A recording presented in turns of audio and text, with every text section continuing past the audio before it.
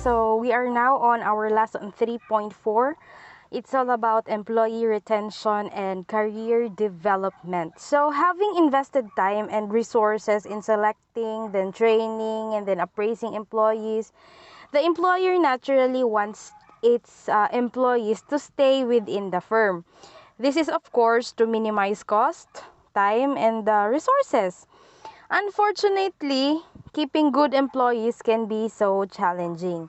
So the main topics today that will be addressed include employee retention, career development, and coaching employees. So as an overview, the main purpose of this lesson is to help you be more effective at improving employee retention, engagement, and careers of your employees. For our learning outcome today, we must describe a comprehensive approach to employee retention and then identify the role of employers and supervisors in supporting employees' career development needs. List and discuss the 4 steps in effectively coaching an employee. So let us first define employee turnover. So by definition, employee turnover, as we all know, it is the number or percentage of employees who leave a company and are replaced by new employees. So basically, there are 2 types of turnover. So the voluntary turnover and the involuntary turnover. So voluntary, ibig sabihin nag-volunteer ang empleyado na umalis doon sa company. So it occurs when an employee chooses to leave. Example, an employee quits or resigns. Then, ang involuntary turnover, involunteer, wala siya nag-volunteer. So, this occurs when the employer makes the decision for the employee to leave. So, in short, the employee is fired. So, in managing employee, our goal is for them to have low turnover ang atoang company and of course retention ng atoang employees. Ang turnover rate, this is at which employees leave the firm, no? It varies markedly among industries. Example, ang turnover rate sa accommodation and food industry is chronically high. So taas bitaw ang turnover rate. And over half the industry's employees voluntarily leave each year. In short, over half of the industry's employees umaalis. No, half ng empleyado umaalis kada taon. So, mataas ang ilang turnover rate. On the other hand, yung voluntary turnover naman sa educational services sa mga schools, 12% lang. Furthermore, so such figures only reflect employees who leave voluntarily, no? So, this is for either better jobs or for retirement. So, these numbers do not include yung involuntary separations pa. Gaya ng mga due to poor performance, disability, or corporate downsizing, meaning kailangan magbawas ng empleyado, no? So, ang involuntary turnover, this includes layoffs, reduction in force, and terminating poorly performing employees. So, the first type of involuntary turnover would be considered undesirable kasi it can reflect on the company's management and financial operations. Meaning, dugang cost iya. If na ay involuntary nga matangtang, dugang-dugang cost ra ni siyang tawhana, no?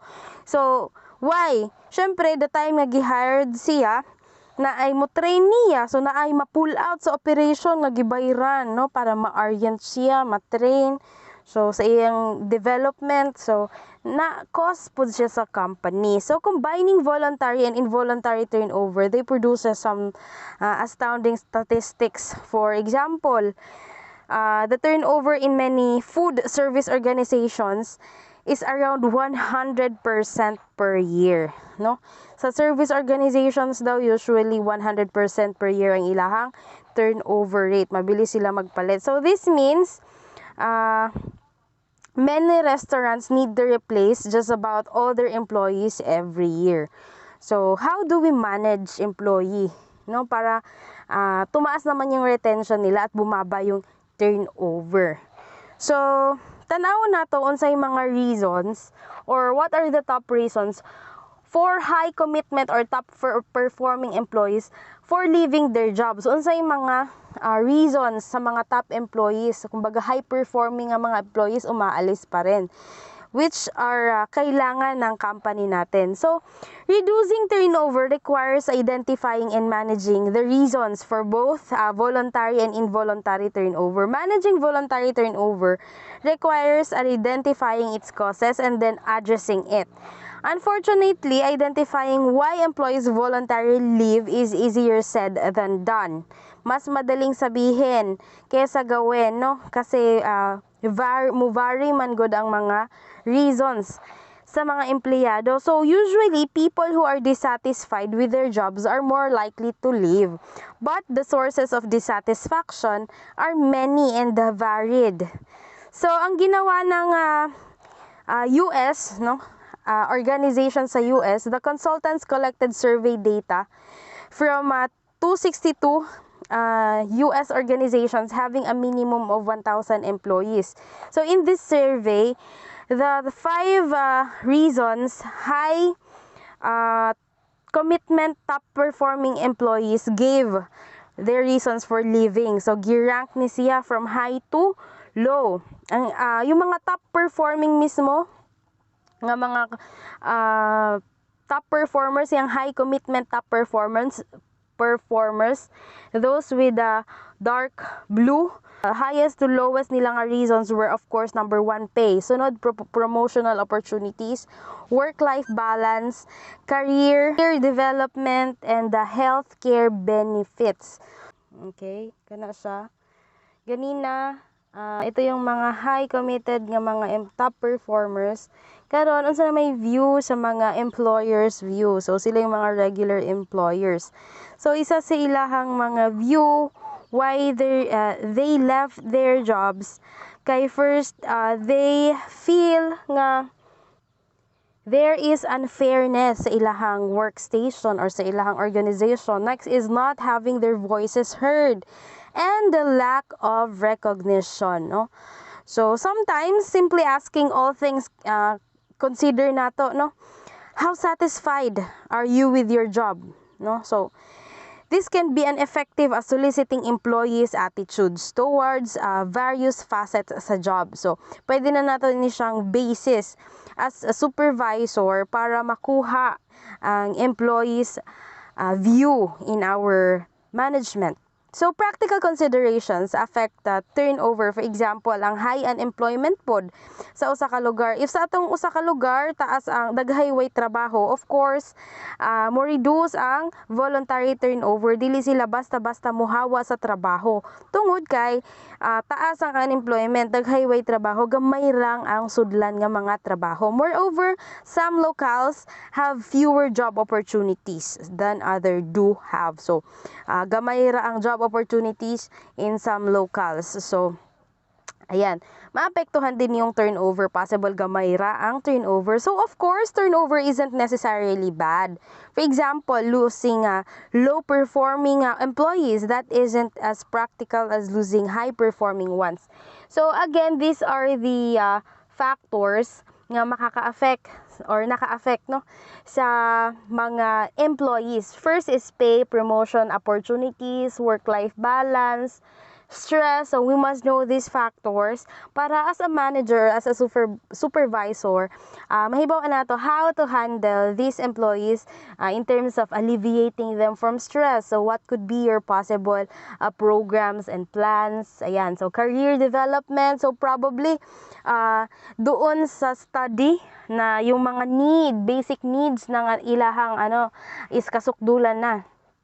So, ang kailangan naman nila, development naman sa career. So, para ma-motivate ang usa ka empleyado or even the working environment itself, if it's dissatisfying, so possible na ko na siya effect. Or the compensation. Then, health benefits, length of commute, no? Possible, layo kaayo. Retirement benefits, nature of work, company's culture, and the relationship to supervisor and managers. So according to studies, mao ni siya ang top nga mga factors nga naka-affect sa ato ang mga organization. So the manager should understand that retaining employees is a talent. It's a talent management issues, no? And that the best retention strategies are therefore multifunctional. Halimbawa, ang employees who aren't interested in their jobs sense that they are not suited for their jobs or they feel undercompensated, kagaya ng example natin kanina. So, they are more likely na umalis sa imong organization. So, employers can only address such issues by instituting effective and comprehensive nga talent management. So, ngadto pa lang sa recruitment, selection, and training, then appraisal and compensation practices, inya na siyang sasalain niya na yung mga activities. So, in any cases, given the variety of things prompting employees to leave voluntarily, what can one do to manage voluntary turnover nga ba? So therefore, trying to formulate a retention strategy without considering all of one's HR or human resource practices is generally useless. So identifying the issues is an important or the first step, no, in any retention strategy. Kaya in-identify natin kanina yung mga possible ng mga reasons. So why many employers routinely nga or many employees daghay taas ang turnover. So ang mga employers, so they may administer attitude survey para ma-monitor ang employees' feelings about such para ma-supervise po ang ato ang pay. Ayan. So let's now talk about the comprehensive approach. Ano nga ba yung gagawin natin? Because it is important nga ma-retain ng employees. So we have view of the retention approaches or steps nga makita nato. These are the steps nga developed or suggested by experts from Consulting Company Development Dimensions International or DDI and the employment firm nga Robert Half International. So they suggested to build comprehensive retention programs.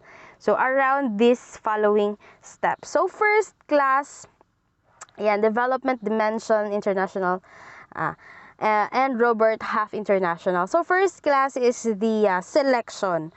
So sa selection pa lang, retention starts up front in the selection and hiring right employees. So ang selection refers not just to the worker but to choosing the right supervisor as well. So right supervisor na in charge sa pamimili. For example, ang FedEx, they're conducting periodic employee attitude survey. The supervisor then needs to review the results with his or her employees to address any problems the survey raised. No? Another step class is professional growth. Inadequate career and professional development prospects prompt many employees to leave kasi meron nga tayong need nga mo grow, no? Sa ato ang hierarchy of needs. Conversely, a well thought out training and career development program can provide a strong incentive for staying with the company. Kaya nga yung iba merong loyalty na mga bonuses. 10 years, 5 years, para ma-motivate siya. As one expert says, professionals who feel their company cares about their development and progress are much more likely to stay. So, as a company, it is our responsibility para hunahunahon po ng ilang career developments. So, the accompanying strategic context feature illustrates this. And we also address career development later pa. So, next class is provide career direction. Periodically, we must discuss with the employees their career preferences and prospects at your firm and help them lay out potential career plan. So yung mga prospect nimo sa imong firms nga taas og potential, you must lay out the potential career plans nila. Furthermore, para di sila muhawa sa atong company, for us to retain these skilled employees. Furthermore, we must not wait until performance reviews to remind top employees how valuable they are to our company or to your company. Next step, class, is the meaningful work and ownership of goals. So, number one, important ni siya. People can't do their jobs if they don't know what to do or what their goals are. Therefore, an important part of retaining employees is making it clear what your expectations are regarding their performance and, of course, their duties and responsibilities. No? So, it is important na alam nila and na ay ownership sa goals. So, aakuin nilang kanila yung goals so they may feel responsible to it. Next step, class, is the recognition and reward. Ayan. So, in this step, we've seen that in addition to pay and benefits, employees need and appreciate recognition for a job well done. Kahit ngayong simpleng tap and then appreciation sa harap ng madaming empleyado, no, co-workers niya, it's a big deal na, no, sa iya, maboost na ang iyahang self-confidence ba na siya, so maboost na, ma-motivate na siya ana nga tap. And then so sa recognition and rewards, kung wala pang budget for bonuses, so pwede nga yung ano lang, simple nga employee of the month, appreciation, no, mga factors. Then step 6, class, is the culture and environment. So sa culture and environment,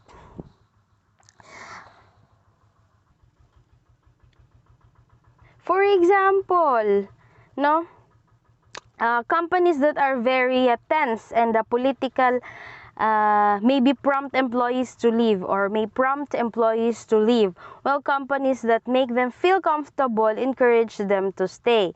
So, ang mga companies nga tense politically may prompt employees to leave, while companies nga relax, comfortable, and then friendly ang environment kaysa dun sa talagang git-gita ng competition, no?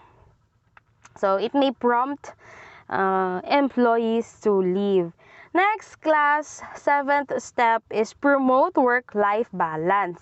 In one survey conducted by Robert Half and careerbuilder.com, workers identified flexible work arrangements and telecommuting as the two top benefits that would encourage them to choose one job or another.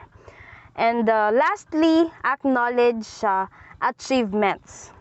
So, when employees feel underappreciated, they're more likely to leave.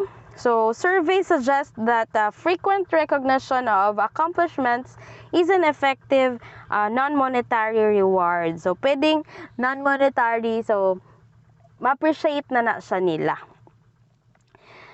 Yan. So, involuntary turnovers pod are inevitable. Even under best conditions, the employers still have to let some employers go when jobs are restructured or when competitive pressures necessitate reduction in force. So, pwedeng either kailangan nyo magbawas ng manpower or naay restructuring. Same as sa karon, naay Mandanas Law, familiar mo sa nahitabo, no? Naay mga government agencies nga kintahay, example, DA sa isa ka municipality. Usually, ang nagdaan na nagpaswildo ana is not the local government unit. Naay mga programs ana nga ang nagpaswildo is the national level. And tungod sa Mandanas Law, na ay restructuring of jobs. So, ihatag na ang mga trabaho or ang program sa local government unit. In short, i-absorb na. So, the fund will be given to the local government unit and si LGU nang magbabayad. So, they could be restructuring of their organizational structure of the jobs, no? So, it could affect the existing employees. So, ayan. Pero, yung dismissal due to poor performance, di pa gihapon siya ma-avoid. As with the voluntary turnover, performance-based dismissal may stem from breakdowns in employer's talent management system. So, pwede siya maka-affect. So, with the involuntary, mas maayo if mo reduce or mag-lay off no. Therefore, here, reviewing and improving one's recruitment, selection, training, appraisal, and compensation incentive plans can reduce dismissal by addressing the reasons for poor performance. So, we must review and improve one's recruitment, selection, training, appraisal, and compensation para ma-reduce ang dismissal by addressing the reasons for poor performance. So, let's proceed to talent management and employee retention. So, all employees are important actually, but the talent management-oriented employers put special emphasis on developing and retaining their most critical employees. For example, plots employees by performance and by value to the organization. So, usa ka company, iya i-plot ang employees by performance and by value to the organization. Kumbaga iya isuwat ba? Iya i-plot in a paper nga kining employee man yung performance man yung value sa atong organization. Si Accenture ato i-example, Accenture company. So they tie up development, dismissals and other personal decisions to each employee's position. So naa sila yung record. So ang Compass Group po, they identify top performers and then assesses them for promotability and leadership potential. Ang Shell China po, they appoints career stewards para ma-meet regularly ang mga emerging leaders. In short, si Novartis po, Novartis China, they uses a checklist to assess the attitudes of its most mission critical employees. So ano yung point doon? The point is that taking a talent management approach to retaining employees suggests focusing augmented retention efforts on the company's most important employees. In short, ang point is dapat daw taking a talent management approach, kumbaga in this approach, dapat naatay pinalaking retention effort, no? Effort in the study of their needs, effort in terms of documentation of their career plans, of your development plans for them. No? So now let's talk about job withdrawal. So unfortunately, voluntary turnover is just one way that employees withdraw. Withdrawal actually in general means separating oneself from one's current situation. It's a means of escape, no, for someone who is dissatisfied or fearful at work. Ayan. So, ang job withdrawal, it has been defined as actions intended para i-place ang imuhang physical or psychological distance, magkaroon ng psychological distance between you, employee, and your work environment. So, ang poor attendance and voluntary turnover are two job withdrawal examples. So, in short, ang job withdrawal is wide. Examples lang ng job withdrawal, ang turnover, ang poor attendance. So, some examples include taking undeserved work breaks, no? Spending time in idle conversation, sige kigstorya, and they neglect aspects of the job one is obligated to perform, no? So kumbaga napapabayaan yung trabaho, sige kwentuhan ng kwentuhan. Example na yan ng job withdrawal. So other employees stop showing up mentally, no? So psychological withdrawal naman to. So ang psychological withdrawal, perhaps they are daydreaming at their desks while productivity suffers. So the employee is there but mentally absent.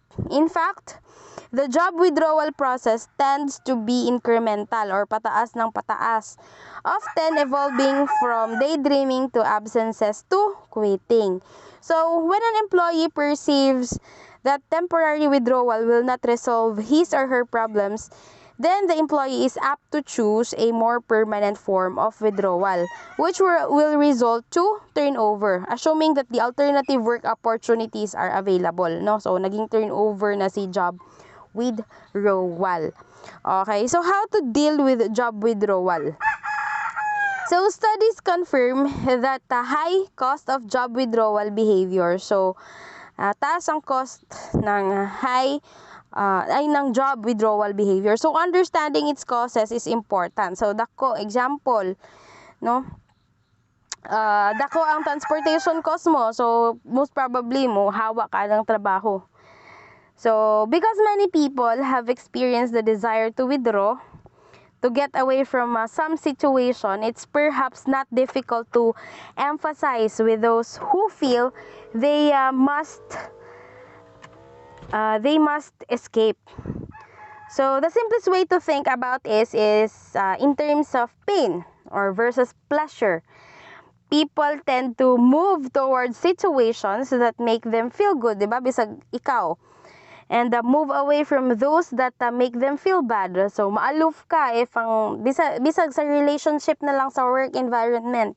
No, if you feel bad about a certain person and then imong gisingkahan, no, ginasingkahan ni supervisor. So, mualoof.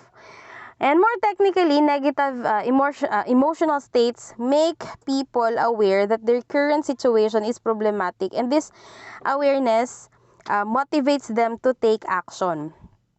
So, the point is that more negative and less positive the person's mood about situation, the more likely he or she will try to avoid or withdraw from the situation. So, managers can therefore think of withdrawal reducing strategies in terms of reducing the job's negative effects and or raising its positive effects. So, you can actually conduct interviews, surveys, and observation para matabangan ka, ma-identify ang issues that you have to address. So, to proceed, there are ways to stop undesirable turnover. Unsa man na siya? First is you must assess your management. As the old age says, people don't leave companies, they leave their managers. So if you notice that a lot of attrition is occurring in certain department, it's important to evaluate the managers to see what's going on. So dili lang mga ang nasa ubos ang imong evaluate, but your managers, their skills in handling ang imong mga tao. So next is look at the overall engagement. How's the morale of your company? If it's less than great, maybe it's time to take a hard look at taking measure to improve it. So next tip is, do employees have what they need to get their jobs done? If dili sila kompleto, ma-disheartened na sila. Because of course, panghinaan naman ng loob when you don't have the tools. You need to be successful sa imong trabaho. So dili nimo ma-achieve. If ever nga gusto pud ka mag-aim high, di gihapon nimo ma-achieve. So make sure each employee has everything they need. Last tip is, what are competitors offering that you are not? So if your salaries are lower than your competitors or they're offering some killer benefits that you're not, so it's time to figure out what you're lacking para dili mawa ang imong mga skilled employees. So compare upward adjustments in salaries or offering retention bonuses to cost of losing your best employees to the guy down the street, and you might find what it actually cost less. Ayan. So, let's proceed naman sa employer's role in career management. So, basically, the employer's career development tasks depend partly on how long the employee has been with the firm. Halimbawa, before hiring, realistic job interviews can help prospective employees na accurate. They gauge whether the job is a good fit with the candidate's skills and interest. Especially para sa mga recent college graduates, yung first job nila can be crucial for building confidence. And of course, sa more realistic picture ng what he or what the person can do or cannot do pa. So, Wa pa siya kahibaw. So, providing these challenging first jobs rather than relegating new employees to jobs where they can't do any harm, and having an experienced mentor who can help the person learn the ropes are important. So, pwedeng mukuha na lang kag mentor. So, some refers to this as preventing the reality shock. Ang reality shock, it is a phenomenon. It occurs when a new employees, high expectations, and enthusiasm is confronted sa reality of a boring and unchallenging job daw. So, after the person has been on the job for a while, new employer career management role or roles arise. So, ang career-oriented nga appraisal in management is trained not just to appraise the employee but also to match the person's strengths and weaknesses with a feasible career path and create development work, which is an important step. So, similarly, providing a periodic job rotation can help a person develop a more realistic picture of what he or she is good at, and thus the sort of future career moves that might be best, no? So, this is an example of career management system na plan. Ayan. So, most employees aren't inclined to providing a wide range of expensive career development options kasi syempre expensive, especially sa private institutions class. However, ang career development systems, they need not to be complicated. Even just receiving performance feedback from a supervisor or having individual development plan and having access to training, it's enough for most employees. Beyond that class, ang job posting, formal career-oriented performance appraisal pod and career development centers, formal counseling and the mentoring with managers and individual succession planning para sa mga high potential employees, dapat valuable career development tools na mga ito para sa kanila. So, dako na ni siyang tabang, no? Labo na kaning mga appraisal nga mga programs. Ayan. So, this is an example of the development plan. So, class, we will discuss now what employers and supervisor can do to support employees' career development needs. First class is the career centers. So some employers create a web-based or offline or web-based or offline nga mga libraries rather of career development materials, na apoy career workshops na mga related topics. Like time management, and then naapoy career coaches for career guidance. So, naay mga career centers nga muhatag ani. So, as managers, pwede ta mo tap, no? Ani nga mga career centers. Next is career planning workshops. A career planning workshop is a planned learning event in which participants are expected to be actively involved, completing career planning exercises and inventories and participating in career practice sessions. Example, katong naka-work ko sa akong previous employer, so naaming mga workshop like success story writing or workshop, no? So, nindot na siya because you are able, or the employees are able to develop skills. Just like before, nindot, no, nga maapil ta, no, ani, or as a manager we could think of such development plans or ma-include din nato sa ato ang mga plano. Next is the lifelong learning budget. So several employers provide lifelong learning accounts for their employees. Just like sa government agencies, mutap sila sa UP Diliman para sa pagcapacitate sa ilang employees. And then after graduating sa ilang course nga gihatag nimo, we are entitled for us raise in salary, then all expenses paid, no, ang course. Then after the course, considered na pod ni nga alumni, so nindot siya. So for VSU, we also have different programs for faculty and staff. Both employers and employees nga pwede mo contribute or mo tap ani, no, ang mga career related education and development.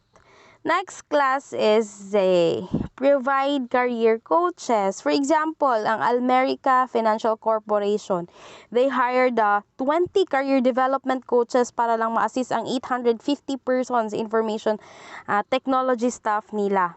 So, coaches. Next is offline program. So, pwede rin pwede ka mo palit og mga applications or software, no? Just like ang Microsoft isa siyang software. So, pwede mo palit og software para ma-analyze ang training sa imong mga employees, their work history, their competencies, their career path, and other informations na kailangan nimo whenever you need nga mag-promote, no?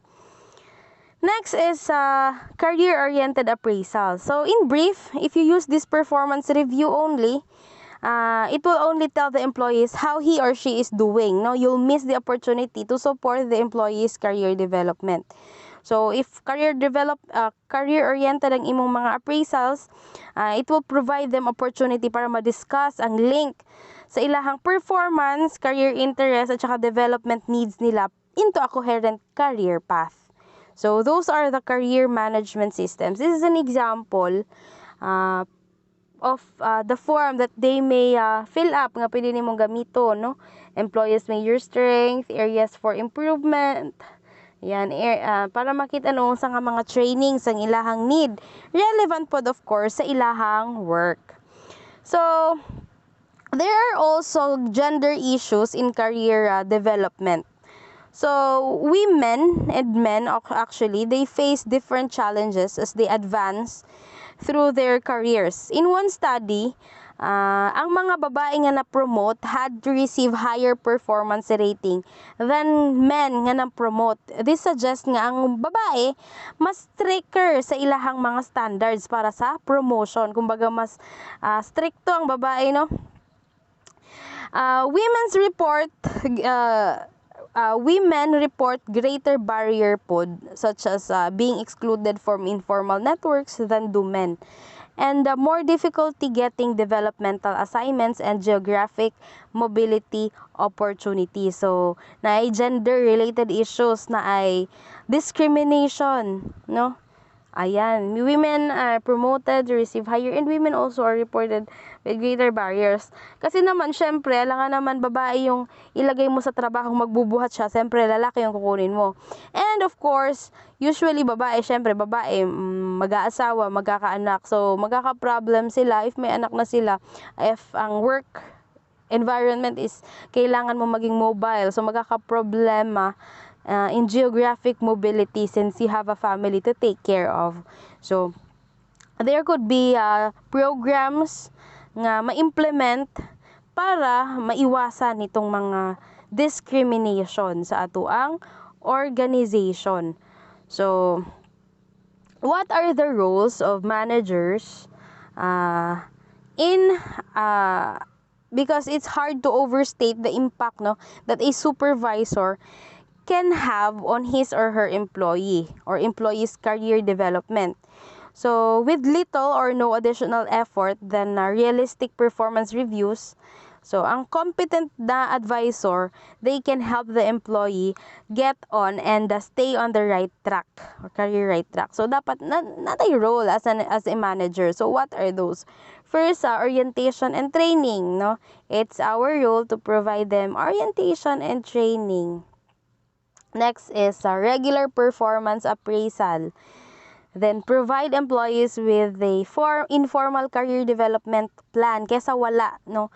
Maayo nga na bisag informal career development plan. So, test ba na siya, training, workshop, dako na siya. Keep subordinates informed. Dapat alam nila ang mga programs na you are offering or pwede nilang ma-avail. They know how to coach employees and mentoring assistants. So, it is important that we will also know what does coaching and mentoring mean. Okay? So, because we will have to improve our coaching skills. So, ang coaching and We must build our coaching skills and mentoring skills. So, ano nga ba yung pinagkaiba? Ang coaching skills, it means educating, instructing, and training subordinates. So, na-field because na-educating, instructing, and training. But mentoring means advising only, counseling, and guiding. So, usually, si mentoring, puro guide, salita, no? Pero yung field, usually, na kay coach. Kamuduha, no? Ang mo go through para ma-mentor o ma-coach nimo siya in the field. So, coaching and mentoring, they both require analytical and interpersonal skills. So, they require analysis because it's futile to teach or advise someone if you don't know what's the problem. So, it requires interpersonal skills ang coaching skills because it's equally futile to know ang person you can't get the person to change or to even listen.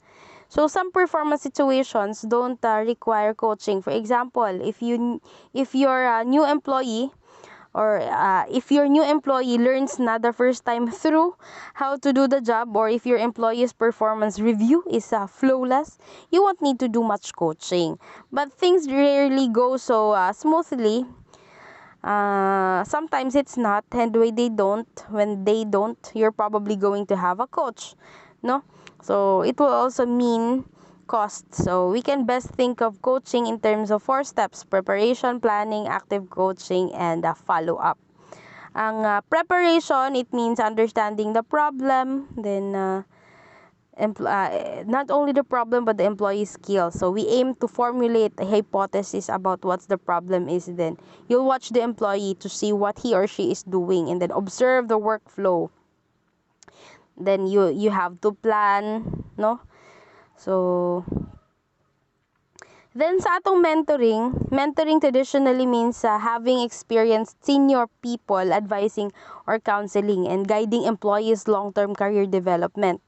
So, ang isa ka employee who agonizes over which career to pursue, kumbaga nalilito siya, or how to navigate office politics, no, might need mentoring. So, need niya og mo advice niya nga nasa upper level. So, for instance po, the employer may pair proteges with the potential mentors, and proteges means kanang mga trainees, no, with potential mentors, and then gi-pair and then provide training to help mentor and the protege better understand their respective responsibilities, either pwedeng formal or informal. So, na-study, it shows nga having a mentor, it gives a career-related guidance and act as a sounding board nga maka-significantly enhance sa career satisfaction ng isang tao. So, in building your mentoring skills, there are mentoring caveats, so or conditions. So, for supervisors, ang mentoring is both valuable and dangerous. It can be valuable in a sense nga it allows you to influence in a positive way ang ilahang lives, ang ilahang experience. In a danger side, so sa mentoring pa lang, mag-iingat na si supervisor, no? Because moreover, ang supervisor dili na siya psychologist. Si supervisor ay mo-supervise sa mga trabahong na-assign siya. So, another is the effective mentor. How to become an effective mentor? First, sabi sa research, what supervisor can do to be better mentors? First is, ang mga effective daw na mentors are those that set high standards.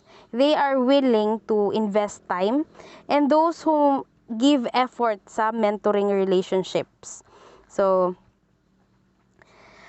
these are the people nga effective daw nga mentor. So, we know this factor, so we can apply this, no? Then, actively steering proteges or trainees. To do so, first, we must choose an appropriate potential mentor. Then, don't be surprised if you're turned down. Make it easier for a potential mentor to agree to your request. and the respect the mentor's time. So, the protege's responsibility, effective mentoring is a two-way street. It is important to have an effective mentors, but as the one with the most gain, the protege is still largely responsible in making the relationship work. So dapat when choosing the appropriate potential mentor, the mentor should be objective enough to offer good career advice. Many people actually seek out someone nga 2 levels above their current boss. Pero hindi kailangan ganon, no? We just need a mentor nga objective enough para mabigay yung good advice na kailangan natin. Then, not everyone is willing to undertake this time-consuming commitment, no? So, don't be surprised if you're turned down because busy pod na sila. So, make it easier for a potential mentor na mo-agree sa imuhang request. So, do so by making it clear ahead of time what you expect in terms of time and advice. And then, respect the mentor's time. Be selective about the work-related issues that you bring to the table. So, the mentoring relationship generally should not involve personal problems or issues. So, this is an example of the coach self-evaluation checklist para makitaan or matabangan ka to assess yourself. So, do you show interest in career development, not just in short-term performance? Do you provide both support and autonomy? Do you set high yet attainable goals? So, do you serve as a role model? No, yan. So, you check yes or no. So, it's coach's self-evaluation checklist. So, do you have any questions? So, if you have concerns, questions, you may PM or personal message your instructor. And thank you so much for listening, class. Have a nice day.